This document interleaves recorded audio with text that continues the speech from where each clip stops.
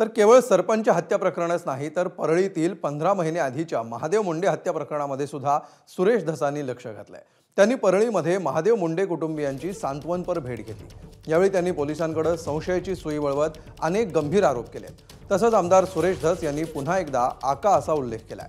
सुरेश धसांनी नाव न घेता वाल्मिक कराडवर निशाणा साधल्यामुळे संतोष देशमुख हत्या प्रकरणाबरोबरच महादेव मुंडे यांच्या हत्येचं प्रकरणही चर्चेत येणार आहे।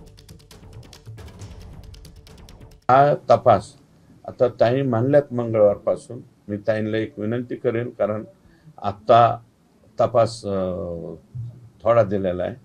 त्यांचं उपोषण जे आहे ते 4-8 दिवसांनी त्यांनी पुढे ढकलावं अशी माझी विनंती राहील। ते मी पत्र देऊन, तुम्ही सोमवारी उद्या पत्र द्या, एक 8 दिवसाचा अवधी अजून पोलिसांना द्यावा। 8 दिवसाचा अवधी दिला, 8 दिवसामध्ये मला वाटतं प्रगती होईल। कुणाला आरेस्ट सुद्धा मानलेला नाही, आरेस्ट सुद्धा न मानलेला माणूस आणि मर्डर केलेला माणूस जागेवर राहतो आणि मोटरसायकल मात्र पोलीस स्टेशन मध्ये नेते जाते।